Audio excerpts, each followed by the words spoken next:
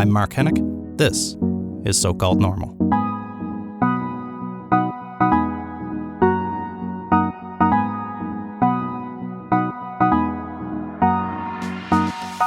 Hey folks, welcome to So-Called Normal. I'm Mark Hennick. Today on the show we have Jimmy Rankin. Lord, Thunder and Jesus, boy, we got Jimmy Rankin coming on the show. He's my very first Cape Bretoner, which I was super excited for, and we talked all about Cape Breton. You know, if you don't know who Jimmy Rankin is, then either you've never been to the East Coast anytime in the last probably 30 years, or you have a lot of work to do on Apple Music after you go to Apple Podcasts and subscribe to the show, of course. So we talked about his new album, Moving East. Jimmy's launching into a new tour now. That's why he was in Toronto to come into studio with me. Kicking off a new tour, Songs from Route 19 on Cape Breton Island. And it's also the Celtic Colours Festival this week on my home island of Cape Breton. So, you know, what better time to have a Celtic roots icon like Jimmy Rankin, who, even beyond the Rankin family, went on to have a long and very, very successful solo career. So I had so much fun chatting with him, and I hope you have fun listening to me talk to Jimmy Rankin here on So-Called Normal. So yeah, you're the first Cape Bretoner we have on the show. So, how you doing, bud? Well, now that accent's from your side of the island. I'm from the other side of the island, the west coast. Oh, and we that's talk right. a bit like that. We get excited. We talk about. We go high like the Irish. Oh, okay. Yeah, we go more blunted, I think. Yeah, that's the Newfoundland influence that comes in through North Sydney. Yeah, exactly. I was just going to say that. No, I'm good. Good. I'm just about to embark on my Canadian tour. It's called Songs from Route 19. And speaking of the other side of the island of Cape Breton, Route 19 is the road, strip of road that runs down. Once you get on the island, hang a hard left and keep going until it ends. And that's Route 19. So the tour is called Songs from Route 19. And I'll be doing a lot of songs from my Moving East CD, which is my latest CD. Yeah. This is my second run across Canada for that record, by the way. Wow. Yeah. The demand has been, and the reception has probably been pretty great. Been really great. You know, I've been... this year, I think it's this fall, I can't remember, it's been so long, but this is the 30th anniversary of the first record I did with my siblings. Was it Fare Thee Well Love? The first one was called The Rankin Family. Maybe it was Fare Thee Well Love. I can't remember. It's 30 years since we made 30 years. Yeah, 30 years. So I guess it's 1989, right? And that's been, the Rankin family, of course, and yourself pretty much provides the soundtrack for Cape Breton. That's how many people know. Well, a good part of it, yeah. So how would you describe? Let's start here. How would you describe Cape Breton Island to somebody who might be listening who's never been there, or maybe even never heard of it? Well, people from Toronto keep moving there, and they discover it, and then they say, "Oh, don't tell anybody the secret of Cape Breton, about the secret," because Cape Breton's beautiful. Yeah. It's rugged and rolling. It's rural, a lot of it. It's surrounded by sea. It's got a lot. It's got fishing, farming, forestry, beaches. I sound like a commercial here, but it's really tourism. Cape Breton's going to be an It's a beautiful place. And the summers are beautiful. Part of it's on the Northumberland Strait, part of it's on the Atlantic Ocean, so the water's a bit warmer on the Northumberland. You can jump in the water in the summertime and swim for a good part of it. Can't do that in the Atlantic Ocean, that's for sure. Well, you can, but you'll freeze your arse off. I remember. But what else? It's just beautiful. It's old. Yeah. It's not overly developed. Right. It's a slower pace of life. It's a slower pace, and people are slowly discovering it. People have been discovering it for a long time. A lot of golfers are discovering it now because of the links courses in Inverness, just down the road from me, about 11 miles where I'm from. I'm from Mabu, by the way. Yeah. So people are coming there in their private planes now, and people have always been there, but it's. I find now, since the golf courses and just the change in time, people are always looking for undiscovered destinations. Is it changing the community? It is changing. Yeah. Inverness has changed a lot. It's been reinvigorated. You know, it's an old mining town and poor economy. As you know, we Cape Bretoners have been educated there forever, and we've been leaving to find work in other places for generations. So it's nice to see some people are starting to move back a little, but it's a big economic migration, as Lyndon McIntyre called it some years back. I love it there. It's beautiful. That's where my my family's from, my roots, my ancestors came over on the ship Hector from Scotland. A lot of them did, and they settled in that Inverness County area. So all my roots are there, all my childhood is there. Yeah. And, so I have a place still in Cape Breton, Yeah. So in the Mobile area. Is that your, I mean, I think everybody from Cape Breton still knows Cape Breton as home. Yeah. But is that still home for you, or do you live? I live in Halifax. Okay. I was in Nashville for about 7.5 years. I saw that.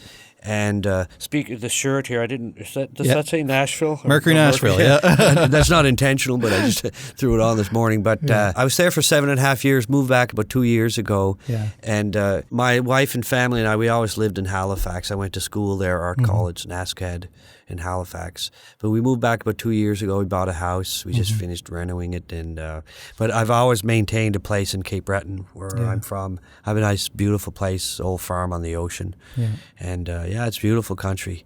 And it's rural and quiet and peaceful. You can see the stars and it's quiet. You know, if you're from, I know, yeah. You're an East Coaster. You can't do that in Toronto. You don't see the stars very well, often. maybe Northern Ontario you Right, can, but right. not here Not too here. often.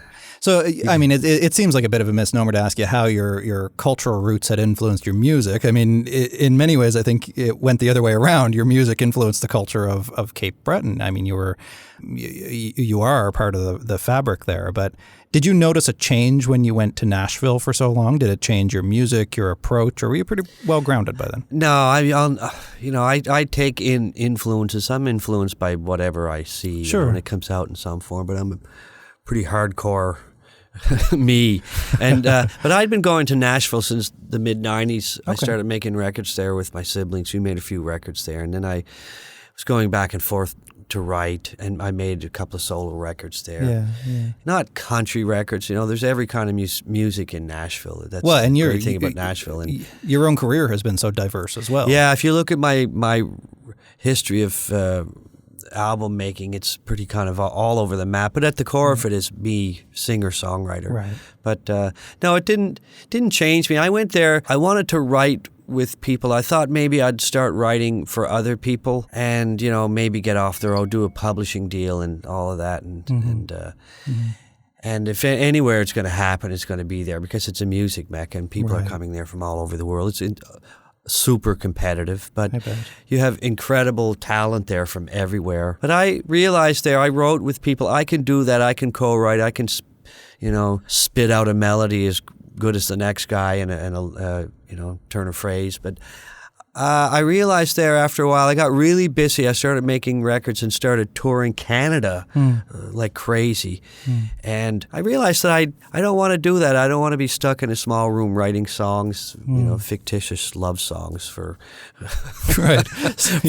for the pop charts. And, God bless people that do that. They do that every day, twice a day, and they're great at it. Pays the bills, yeah. Well, it pays the bills, but people love to do it. It's, it's a thing.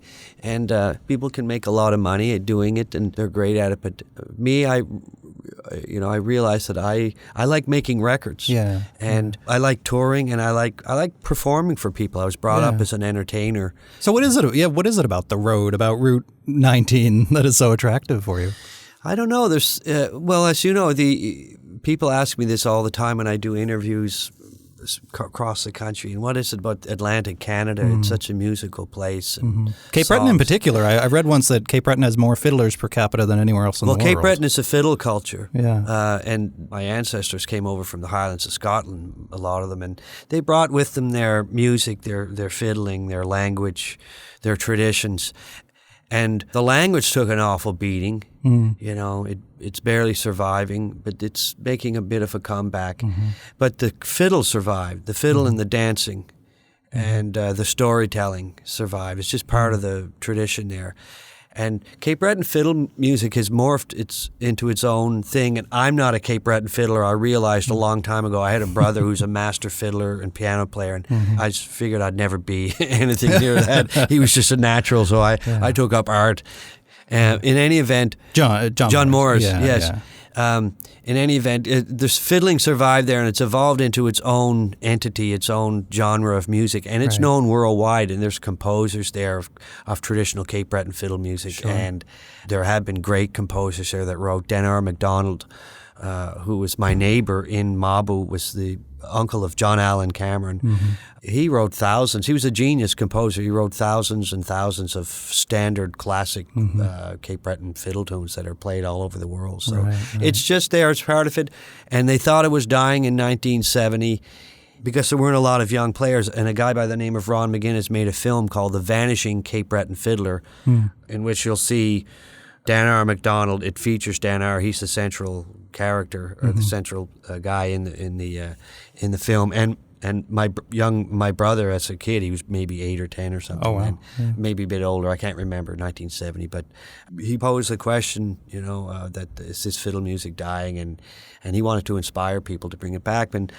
But it's thriving today. It's thriving. I don't know half the fiddlers around there. There seems like everybody's playing fiddle and music and dancing. And well, you have, of course, Ashley McIsaac. Well, and, Ashley's a veteran now. Ashley's in his mid-40s, and he was a kid. I remember Ashley when he was just a kid, and Ashley certainly, and Natalie McMaster she's really achieved worldwide. Brought that music to the masses and in different forms. Ashley put rock and roll to it, and punk, and so they're known worldwide for their music, and I think inspired, along with bands like the Bear McNeils, as you know, and the Rankins, and tons of other people, inspired like a whole other generation, and now it's thriving, which is really amazing to see. And people come from all over the planet to hear it. Sure, certainly. The Celtic Colours Festival and many others. Tell me more about the Rankin family. I mean, it's such an institution in Cape Breton, but for those who don't know, what were the roots of that? How did that happen? Well, as I was saying, we grew up in the community of Mabu, and next door to us was a dance hall. That whole county each community has a little dance hall, and that's where people have their weddings and their parties and their post-funeral gatherings and everything. It's a dance hall, so that's where we grew up. Our next door neighbor was Dan R. MacDonald.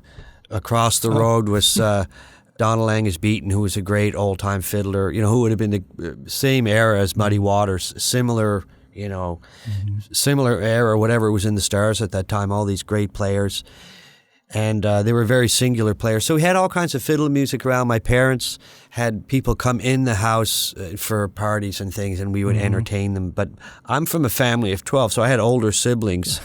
And that was, for some reason, I don't know who started us singing, but I've always heard music around my house. We were always singing, naturally singing. I just want to highlight for a second, you just glazed over the fact that you're from a family of 12. My mother was one of 16. My father was one of 15. I didn't realize until after I left Cape Breton that that's not normal. No. It's an old Catholic family. Maybe. This is it, Irish Catholic, And, my neighbors that was a family of 6, and I thought that was a small family. I know.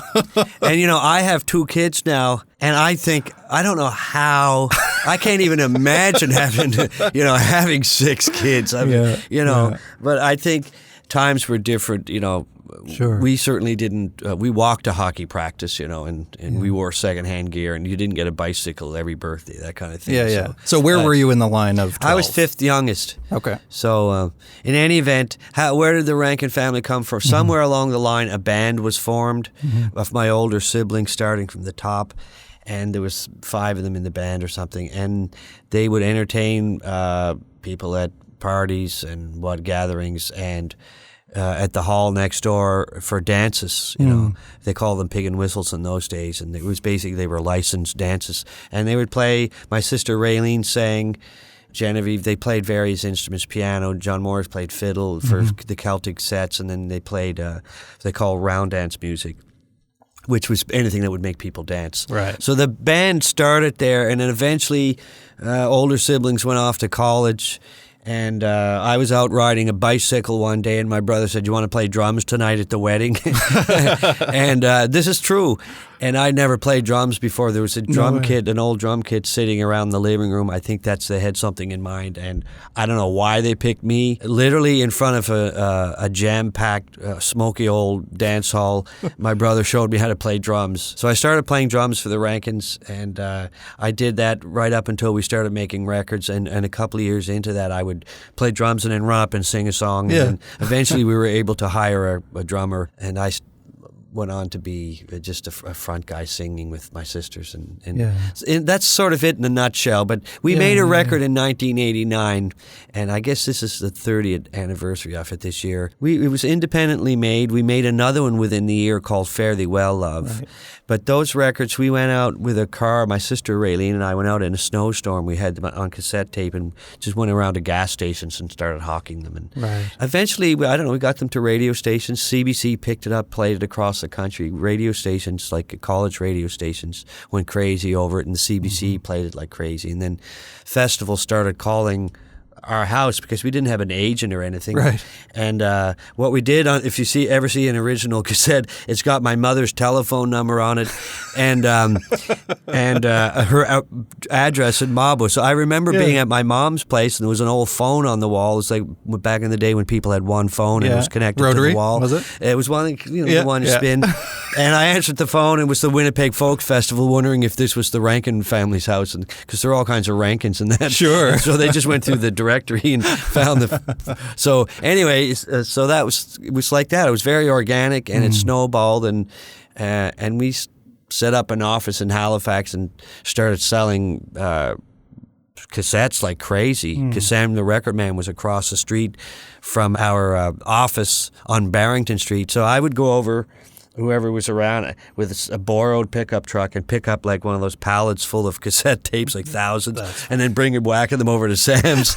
And of course, the record companies took notice of this. Right, sure. And you're selling music, so there's money to be made. So was it easier to get noticed at that time, do you think? No, it wasn't. No. There was no infrastructure in the East Coast for that. People like Rita McNeil and Anne Murray, those people had gone to Toronto and everything, Oh, interesting. And if you had to go to Toronto, there weren't really any. There were studios and stuff, but there were no lawyers or accountants that understood the music business. Everything was here, and we had no idea. There was no roadmap for us, We were all sort of out of college, just at a crossroads.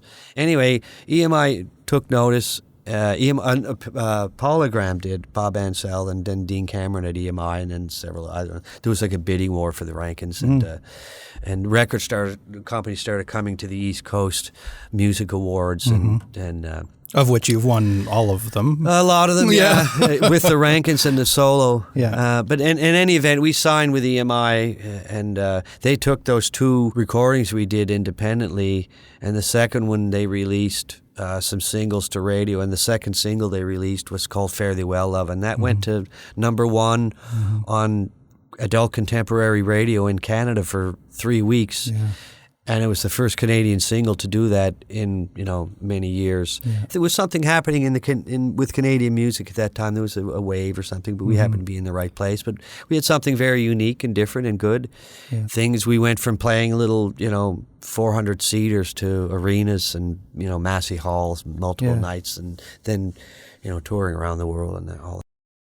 There's a lot of work, of course, and a long family history that went into this, but to achieve that kind of success in a relatively short period of time, what was that like for a couple of kids coming out of Mabo to... it was kind of crazy because we were extremely busy, and I remember we made those two records, and, we had to find management and had to learn how to deal with all that and deal with record companies. We had never, we weren't business people. We were musicians, and my sister was a lawyer, and we had graduated from college. I was an artist, and there was no business background with us, so we were trying to deal with all that stuff. And then, extremely, we all had relationships with, spouses, some of us were married, and it was kind of a crazy time, because I remember making our third record, which was the first record under EMI in Toronto with Chad, where we made the first two at Inception Sound out in Downsview, and getting these reports that the record sales were like crazy. Oh, you just sold,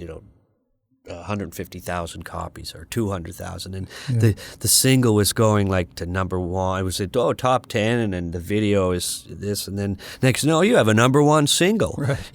So it was kind of surreal, but we were really busy working, and then when you weren't in the studio, you were busy touring over in Europe or wherever you were touring and doing something with music business. So you kind of really didn't have the chance to absorb it and enjoy it as much. Sure. You know, I knew what was going on when you're in it because you're extremely busy. Right. You know, and you're trying to ride the wave, and nobody knew it was a wave. That the waves always come down. You know? Yeah. Well, so and then in late 1999, the Rankin family announced that they weren't going to be performing together anymore. That's right. Yeah, we disbanded. Yeah. So what was happening then? Was that a mutual decision? Was it just not working? Were you not feeling it anymore? You know what? We set out. I remember when we set out, and there were 5 of us in the group, and we had a plan that we would continue. We'd do this we'd try it for 5 years and see what we had some goals. You know, okay, we'll get a record deal, whatever that was at the time, and then we wanted to tour Scotland or England or whatever, and.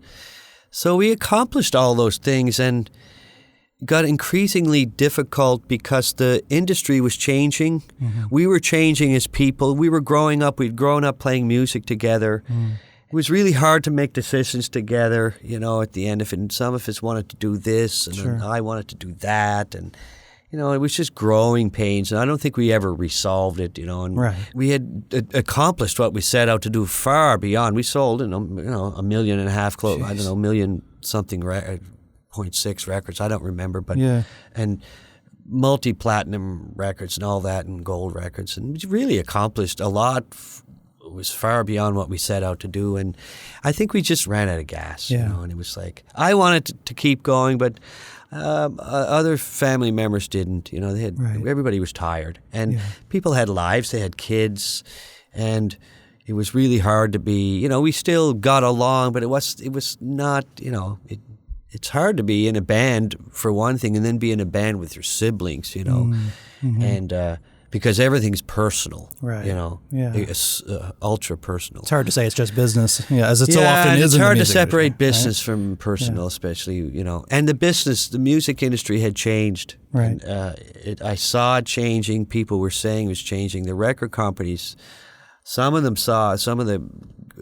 people in that company and in the business saw it and they got out. Right. And it's become what it is today, you know, record sales. I went out in 2001 touring my first solo record. I've been doing that ever since. I never stopped. I worked harder and harder and harder, and I saw record sales just plummeting, you know, like just going, no matter how hard you worked, it was just like, it just, and that's what the internet did. It killed it, you know. So in between, though, you going out in a big way as a solo artist and the Rankin family disbanding, your brother John Morris died very suddenly. Yeah, that was very awful. It was tragic. In 2000, I was in Toronto at the time. I was getting ready to go on stage for Farm Aid, and I got the call and come up to your hotel room. There's an emergency call, so. That was that, and it was a tragic thing. So that was 2000. So, I mean, the significance of that, I'm sure for you as a family, but for Cape Breton Island, that was news everywhere. I think it really hit people right across the country because the Rankin family really resonated with a lot of people from coast to coast in this country, and it was very Canadian, and it was probably pretty different from what was going on in the 90s. It was a different music. It wasn't. It was very organic. It was very, very Canadian. Yes. You know, and it was accessible for a whole different demographics. You know, from kids to people our age now and older, and it really resonated with people. So that was all over the news, and that was a pretty incredible time, though. The people that reached out at that time across the country, it really struck a chord with people. So, how did that affect your family? You're all. It was over devastating the place because that was a sibling. We'd lost siblings before, or a pair. Like both my parents were gone by that time, but never a sibling. And John Morris was 40 at that time. He was still young, so it was tragic too. And John Morris had a wife with 2 young kids. And the positive thing that came out of that is that. His kids are thriving. You know, his son, Michael, is working great. He's getting along really well out in Calgary. And Molly is in a band called Always, ALVVAYS. So they're touring around the world. They're doing great, So that's fantastic. People, you just keep on going and good things. What else are you going to do? Right? You don't have any choice, and they did, and we all did. But it was awful at the time. It was pretty tragic to lose a sibling that you've worked with in such a close way. And John Morris was a great musician. Yeah. He had perfect pitch. He could play any instrument. He was sort of the nerve center behind the band, like anything that was out of tune, or he was that kind of guy. Yeah, that's what 20 years ago. Yeah, it's a long time ago. In any event, we did do a reunion tour. A couple after that. Yeah. And we got together, I can't remember when it was, maybe 10 years ago or something like that. Right, yeah. And we went out across the country to that kind of, people came out in droves. And, and we ended the show off at the Metro Center in Halifax, and it was just crazy. So, I don't think I've ever been to a wedding and even a couple of funerals in Cape Breton that haven't played the Mull River Shuffle. Yeah. Well, I go out. I do a lot of touring just with a guitar player now, or a guitar and bass, upright bass. Even at those shows, I hear, Mull River Shuffle, and the people are always asking for Rankin songs, because I think that people still remember that because they were the kids that their parents played the Rankin Family for. So it's kind of, the music is living on. But I go out in the Maritimes and I'll play Sydney or Pictou or the Shore Club in Halifax, or the Rebecca Cohn in Halifax, or festivals in PEI or wherever in New Brunswick. And I'll bring a band, a fiddler, and now a bagpipe player, and like a whole band. And I always close the show with Mull River Shuffle, and people just go nuts. It's like a cult song there. It really is. And I think the version that people relate to is a version that the Rankins did at the Queen Elizabeth Theatre in Vancouver. Yes, of course, the recording. So it's a live recording that was for a documentary. So there's film of that, by the way. Right. And I'm really grateful that it was captured on film, because that song, if you hear the original recording, it's pretty straight ahead, Yeah. So, but that one, the energy is... the energy, it became a real crowd pleaser very quickly, but it also was a jam thing for the band, and it featured everybody, vocals and the fiddle and piano, and it morphed into this thing every night. It went on for a long time. So the version you hear, the live version, it's maybe 8 or 9 minutes long. It originally was like 16 or 17 minutes long. Wow. Now, I remember having to edit that, and I didn't want to cut it. I was, we're not cutting this. And now it's like, okay, you guys are right. That was a bit long. So did you? Was that an original? Did you guys write that? I wrote that. You wrote it. Okay. I wrote it. I wrote the lyrics, and I had the idea for the thing. And then John Morris was a Celtic master, and his piano playing and his fiddle. So it was arranged by the Rankins, and then it evolved into this sort of art piece. Sure.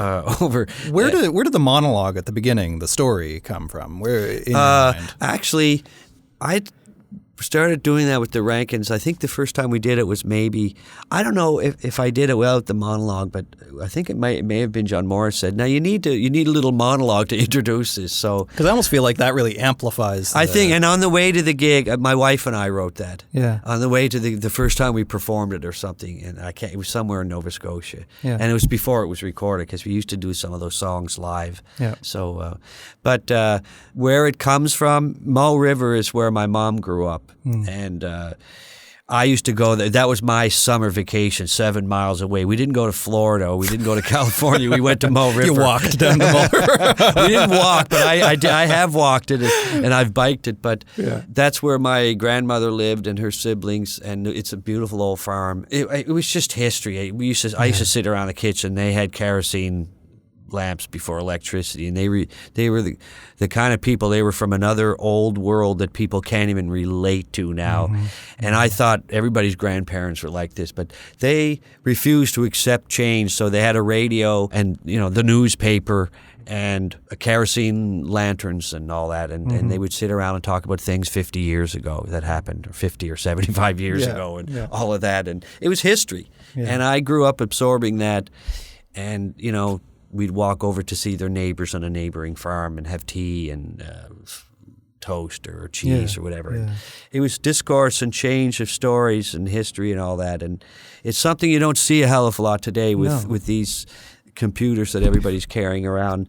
And we're all guilty of it now. But it was conversation and history and learning about the past. So that's where that song came. It's a composite of people I knew growing up, crazy Cape Bretoners and all Right. that, and Oh, old timers and young timers and all that. And that's such a central part, I think, of Cape Breton culture is this storytelling, this oral history. Well, I was saying before about what my ancestors brought over from Scotland was their storytelling and their music and their traditions. Yeah. So now your solo career was arguably bigger, or as big or bigger than your career as a family. Definitely as well. longer. Well, definitely longer. Although you still get asked about the Rankins all the time. Yeah, which is all right. I have no problem with sure. that. I'm very grateful to have the Rankin background. To me, it's both one and the same. You know, Yeah. I just continued on from the Rankins, and when people ask me about the Rankins, I'm like, yeah, sure. Yeah. And if I can sing those songs, a lot of them I don't. You know, but a lot of them I do. There are standards that I sing every night from Rankins. So. Crowd pleasers, I imagine. But the Rankin thing went on from 1989 or 1990 to 1999. So it was basically 10 years of touring and making records. And then I made a record after that in 2000 and went out and started touring it right after 9/11. What a great time to go out. Wow. I was out on the road after 9/11 and I had all this marketing money because I went independent. EMI was just distributing for me. So I had all this radio stuff set up and nobody was listening to radio. They were all listening to news radio and people weren't going out. Right. People weren't going out to concerts. They weren't going out to restaurants. People were afraid. People were in shock. And I remember here in Toronto playing it's a CNE, what's that? It's like a business. The exhibition? No, it's a business, first Canadian place. Okay, yeah. Yeah, and they have a courtyard. You can do like, it was like a rent gig. It was afternoon lunch hour and I did like 45 minutes. And it was shortly after 9/11 that record, and I was out with that tour. And people were in shock everywhere across the country, across North America, the world, really. And we were set up in First Canadian Place down at the bottom, you know, and if you ever go in there, it's like all office, like balconies, offices. And that's one of the tallest buildings in Toronto, too. People came out for the lunch hour, and people were so quiet, but they were on the balconies all right up to the top, and they were listening. And I think people were happy to come out and hear music and, you know, but people were really afraid, especially people in office buildings, you know, who knew. Yeah. How is your storytelling, your approach to performance, has it evolved? How has it evolved, I guess, over the years? I mean, to move from that little tiny hall next door, come in and play the drums approach to playing arenas and playing massive crowds. Well, how has that influenced you? How has that, from my background, influenced what I do today? Well, yeah, I mean, or how has it changed over the years? How have you noticed? I've definitely changed. I'm 30 years into it. Right. And I have to say, when I started out with the Rankins, you know, I grew up playing drums, and then I started, in my teens, started playing guitar and singing, and then in my 20s, maybe in my late teens, started writing songs. But I don't know if I would have hired me. Why not? Why is that? Well, I was learning then, right. And I didn't have any. My kids have been playing Suzuki, fiddle and cello since they could walk and stuff, and so and they can read music, sight read. I've never had a music lesson in my life. I've never had a vocal lesson. So I'm self-taught. I've taught myself how to play guitar, piano, sing. You know, I've been around music all my life, and it's osmosis. But there was nobody saying, "Oh, here's how to do it. Here's how you sing." You know, so. I've improved a lot as I've had to. Technically, I'm a better performer. I'm a better singer. I wish I was a better guitar player. I'm okay. I'm a good rhythm player. Yeah, I'm just a lot better. You know, as a writer, I don't know if you get older. I think you make better choices or different choices as a writer. Had you ever, I mean, we touched on this a little bit, how wild of a time it was, especially in those early few days, but did the pressures of being a traveling, touring musician ever get to you? You know, lots of people succumb to depression and alcoholism and all drugs, all kinds of stuff. All of the above. All of the above. Okay. Oh, it's hard. I'm about to go out for 5 weeks. It's like a marathon. Yeah. And I'm alone. Like I've toured in all capacities and tour buses, vans, airplanes, blah, blah, blah. It's not that glamorous of a life. Well, actually, I love entertaining. Right. Like I love performing. Like that's the part I really enjoy. It's the travel and trying to eat properly. All the things, you know, the day-to-day mundane things, but getting from A to B and trying to get enough rest and trying not to get sick, you know. And but performing that's the fun part, and then there's all the others dealing with all the business part of everything. Right. But, and the thing is, it's a very lonely life. People think, the people are out there partying all the time, and I've done my share of that, you know, and I've been known to, you know, but it's really at the end of it, if you can't do that Right. day to day, it's a job. You have to, and you have to be on, you know, and those who continue to, you know, you wouldn't make it. Right, and there's an expectation of the audience too. That of course, you want to people are deliver for paying hard cash to see you. They don't see somebody fall off the stage, you know. Right. I want to be as best as I can for people, because people are paying really good money. They're coming out to see me, and I want to give them their money's worth. It's also for me too. I have high standards for what I do. And you know, knock on wood, you know, I'm just about to embark on this thing. I never know. It's a marathon. You start out. It's like, okay, how am I going to make it to the finish line? 5 weeks flat out, you know, doing 28 or 30 dates, like, and traveling, like not just 20. If you were doing 28 shows at one venue, like that'd be like a cakewalk, you know. Yeah, compared to just, coast you know, to coast. Really, you'd just be like going to work, but you're traveling and all that. And anyway. But, so how do you take care of yourself then? What do you do to stay, you know, because you want to be as present as possible, I would imagine, at every performance. You don't want people to see you as just phoning it in, just another day on the job. I never phone it in. Right? I don't know. You just try to stay healthy. Yeah. Maybe get out and walk a bit. I should exercise. I'm getting older now. I'm guilty of, but a lot of people exercise and, you know, meditate, and I haven't found that yet. But I'm in pretty good shape. You look great. Yeah, thank you. You're still alive for a touring musician. That's a good. I'm still alive. Thank you for noticing. So you mentioned your reunions with the Rankin family a couple of times, that you've had a few of them, and your sister Raylene passed away a few years ago. Raylene passed away, God, is it 5 years now or something? Yeah. Cancer. She had breast cancer, Yeah. Now you had reunited though before we that. did. Yeah, we did. I can't remember if we did 1 or 2 tours with Raylene on board, but we had this last tour, and that was an acoustic tour that we went across the country with. And she got sick and she couldn't make it, and she was really upset. Like she that was just not something that she wanted to do. But that was it. She had an extraordinary voice. Yeah, she, you know, her signature song was "Rise Again," and Raylene was sort of the traditionalist in the group. She could sing anything, as far as I'm concerned. I was listening to her do a jazz song the other day, but on a record. But she loved traditional music, so. Yeah. You still listen to family members' music too? I don't go back and listen to that music. I don't even, you know, if I have to go out and sing that stuff, and I have to listen to it and see how I remember it. Right. But it's not like, I think a lot of musicians are the same. You don't go back and, I was so great. Yeah. Awesome. Listen to me. Listen to how great I am. Yeah. Yeah, but sometimes I do bring up a track if I'm reminiscing or I want to. Sure. I was, you know, because I remember when all those things are recorded. They're sort of like a diary. What's your most personal work? What do you think is your most personal work? Well, my first record was called Song Dog. And those are songs that I was sort of putting together when I was working with the Rankins. And that was sort of, it launched me back into the music industry as a solo artist, back when there still was a music industry. There were a lot of personal songs on there, I think. They all come from me, and at some point or another, it all comes out of me, whether I'm writing for somebody else or writing about somebody else, because I'm pretty good at putting myself in someone else's shoes and, you know, thinking, as a writer should, you know. Yeah. So what actually, that's a good question then, or a good point rather. What is your creative process? What does that look like when you're sitting down to write a song? What do you draw it from? Well, I always keep little memos on my phone, and I have a little moleskin journal. You know, it's not a journal. It's just like jot down ideas, song titles, and lines. And if I come across something interesting in a book or something, or a magazine, I'll jot it down.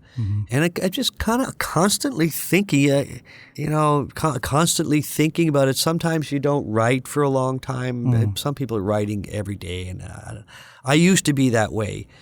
But I'm constantly thinking about it, and ideas at least, and melodies. Like melodies are pretty easy to me, you know. Lyrics are more of a puzzle for me, but melody is, that's I can spew out a melody pretty quickly. How many songs would you say you've written? I don't know. I've never counted. It's a lot. So you've never felt like you're running out? Like there's still new stuff coming? No, you have to, as an artist, you have to change. Sure. And keep it.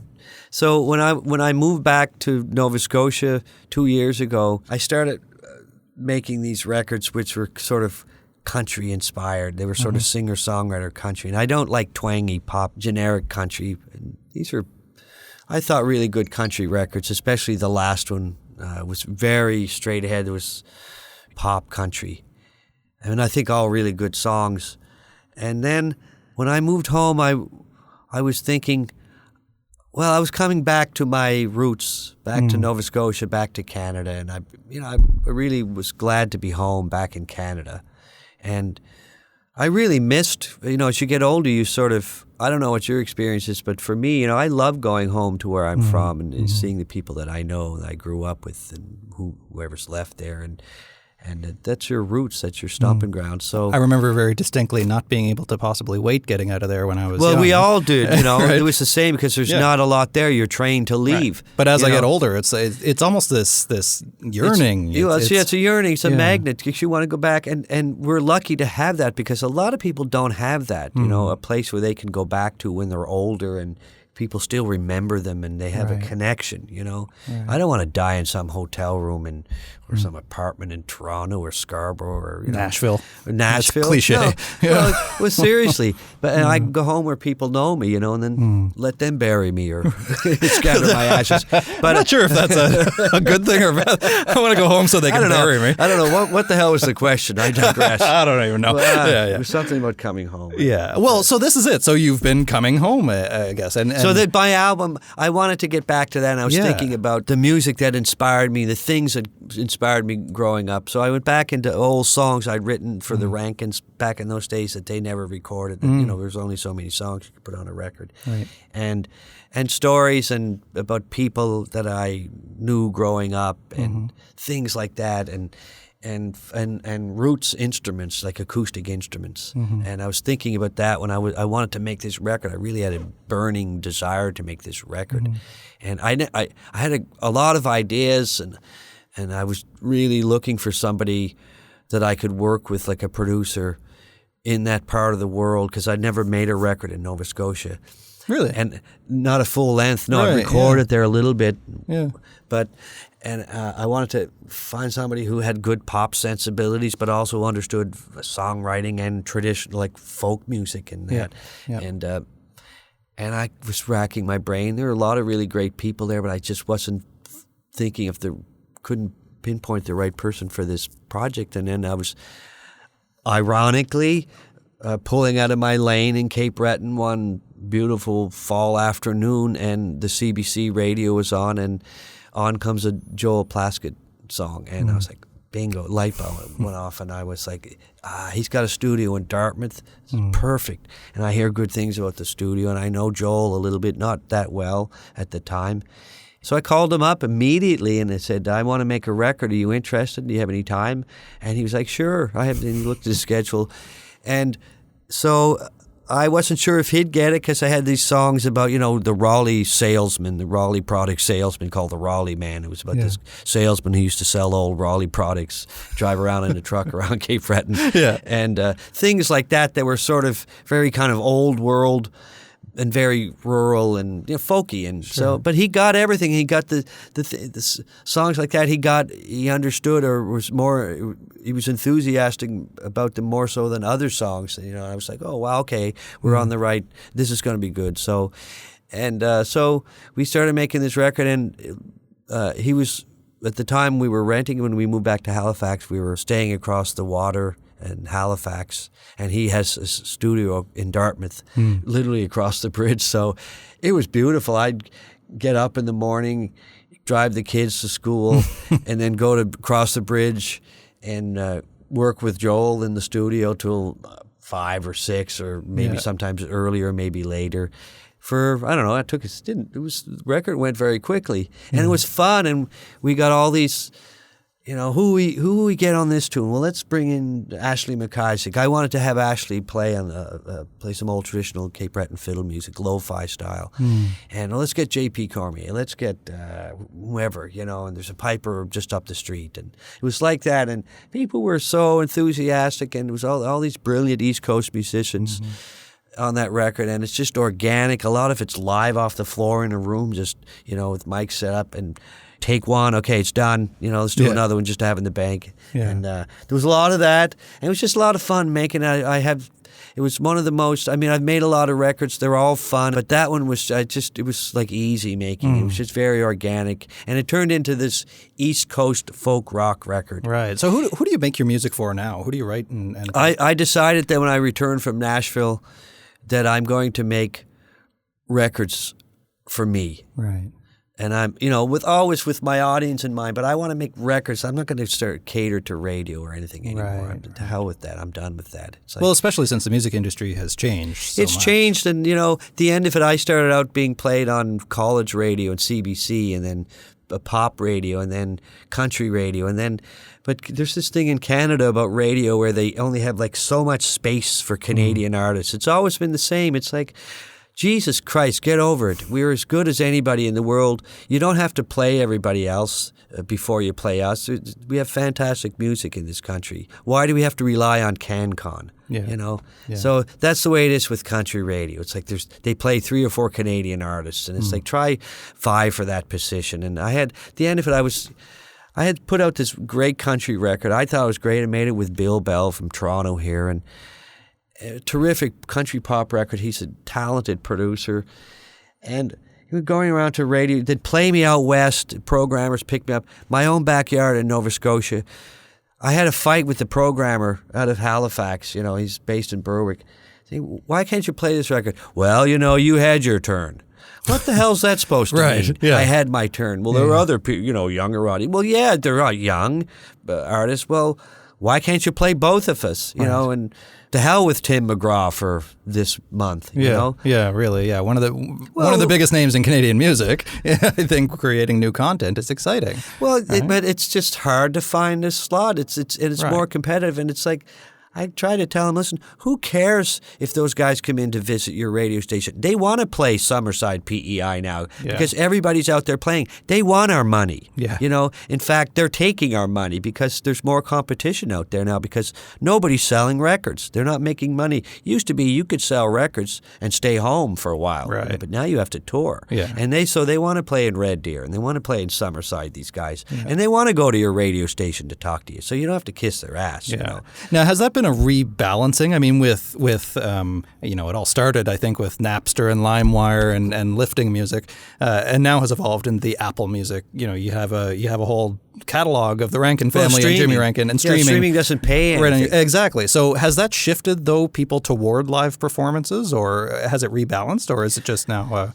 I think people always want to hear live music. Right. The thing is that people only have so much money to spend. Sure. So when they have to pay $300 to see somebody at the Rogers Center here in Toronto? Yeah. Or, it's just an expensive night out. Sure. $600 and then babysitter, blah, blah, blah, and all that. You don't have money for the little Canadian guy who's playing it down the street.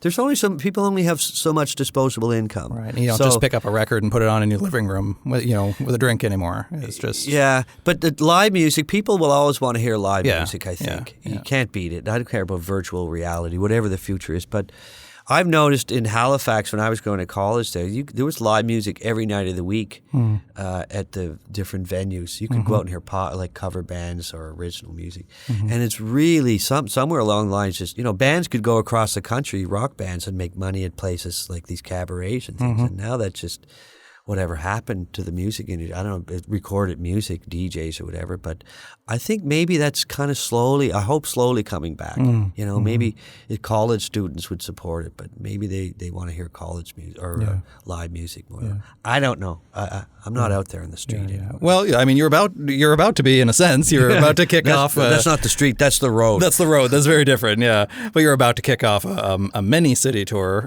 from coast to coast. When the dust dust settles on that, I'm sure you'll have a recovery period. But then what? Do you have more albums in the future? Yeah, I'll probably put out another record next year. I don't know what. Maybe I'll finish this tour. I have a bit of time off in November, then I'll go out and do some Christmas dates. I did make a Christmas CD, which I didn't want to do for many years, and then I made a Christmas record. Why didn't you want to do it? My sisters made one back in the 1990s, and they asked me if I'd be on it. And I don't know, there was something about Christmas music, and I don't know, maybe it was I was afraid that I couldn't write. Man, those Christmas classics are great. Sure. I've always tried to sing my own songs, so I did make a Christmas record, and I enlisted the help of some co-writer friends, and we wrote some 3 or 4 Christmas songs. So then that was some classics. So it's a beautiful record. It's called Tinseltown, and that's one record that I will take out for friends and family to play it unabashedly. Every Christmas. No, I actually don't. But I don't mind I usually get embarrassed if people are playing my music in the background. But oh, if really? they play that one, I'm okay with it. Yeah, At Christmas. I have so many songs going back 30 years. I might put out like a retrospect or something like that. I hate to say greatest hits, but something like that. I think, the question is, I was asking Miles Goodwin from April Wine. Remember April Wine? He's a Nova Scotian. And he was making a blues record last year or something. I think he may have won a Juno for it. I can't remember, or he was nominated. But why are we making records now? Because people aren't buying records. No one has an attention span for records. CDs are obsolete. It's like, do you listen to full-length CDs anymore? Most recent one I did was John Baptiste. Okay. He has a new jazz album out that's really incredible. Yeah, well, I think that'll correct me if I'm wrong, but I have kids and they don't really listen to albums. No, generally no, and that was an exception for me, I think, in many ways. Yeah. So I think people have very short attention span when it comes to music. Why do we make records? Well, we make records so we have something to plug, so we can go out on the road. We make records because we need to. We write songs, and it's fun making records. Right. So then, how can you keep the culture that brought you to the world and the Rankins to the world? How is that going to continue if people aren't surrounded by music in the same way anymore? The culture of the culture of creating music. You said you weren't trained to be a musician. It was just always around you, right? You had the music hall next door. Your family members. Your siblings. I think in Cape Breton, that's just in the East Coast. Whatever's in the water there in the culture. That's still there, you think? Oh yeah, absolutely. Yeah, I get asked that question. Music, whatever genre it is, there's all kinds of musicians. People just love music there. They love to play it live, and they love to listen to music in their houses and for their gatherings or their weddings or whatever. People love music. As far as continuing music. What would you tell a new musician just getting in? I mean, you were very young, of course, when you got in, but somebody who's new to this, you're kind of a veteran of you are a veteran of the field now. You've done and seen it all. What would you tell a new musician trying to break in? Well, it's not easy. You have to really love it. Because if you don't, you won't survive. There are rare exceptions where people don't have to work hard. You have to work really hard. It's the music business. You have to love it, and it just has to be part of you. When I was a kid, I just knew. I hit a certain age. I'd been around music, but when I went to art school, I bought a guitar with my student bursary, and I just knew then I wanted to play in a band, and I knew that I had something. It was drive. And I think all people who get in the music business and stay in it, they have that inner thing, whatever it is. It's art or whatever people choose to do. And you learn the skills along the way. But you have to have that, and it's a lot of hard work, and it can break your heart and it can kill you, this job. It really is. People think it's easy, but it's not. Here I am 30 years later talking to you in a room, and this is the fun part, talking about yourself. It's therapy. No, but I try not to do too much therapy with people. No, it's fun. It's fun talking about it, reminiscing and stuff. But it's really, at the end of the day, it's hard work. And starting out now, it's changed. I was out doing some dates with a young artist out of Toronto this past spring, and he's telling me how difficult it is, to break into it, because it used to be you get it. Well, if you could get a record deal, you stood a good chance of getting on the radio and being exposed to a large number of people at one time with a single. Now you have to rely on Spotify and these streaming services to get on a playlist, and they don't pay any money. You know, so okay, you get your name out there, but that's. You can die of exposure. Yes. Business. So Yeah. Pay us. And we need to be paid. The number of times I've been asked to come to an event in exchange for exposure, saying, well, no, thank you. I do a great job of exposing myself. Yeah, well, exactly. That's okay. True enough. You get tired of hearing that after a while. It's like, oh, yeah, this such and such will be there, and blah, blah, blah. It's like, well, tell me this then. 30 years later, has it all been worth it so far? Yeah, of course. I'm lucky. Yeah. I've made my luck. I'm grateful. I'm still here, and I still love what I do. It's not easy. I don't think it's any easier than it was in a lot of ways.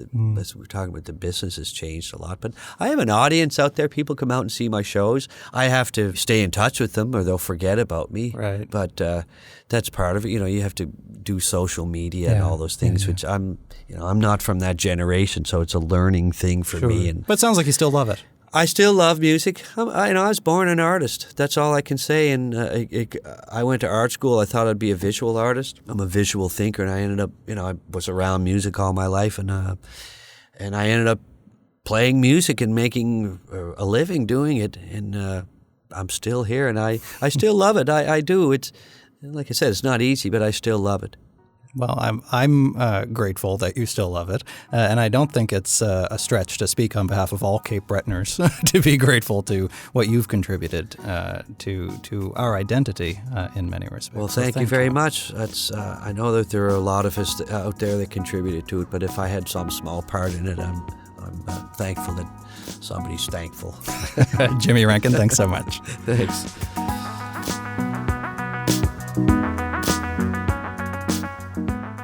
And that's my conversation with Jimmy Rankin. Go pick up his album, Moving East. And if you get a chance to catch him live, it's really there's nothing like it. He talked a lot about how he still loves it and how it's his passion.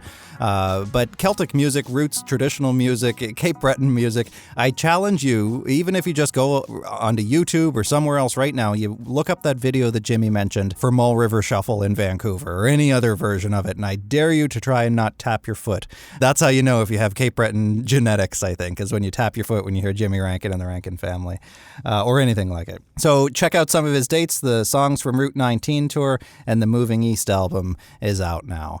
While you got your phone out, if you're listening to this on your phone or wherever else, head over to Apple Music, subscribe to the show. Scroll down to the bottom, leave us a star rating, leave us some of your thoughts in the comments section down there, and look through some of our other episodes. We've done plenty so far. We've got lots more coming every single Monday.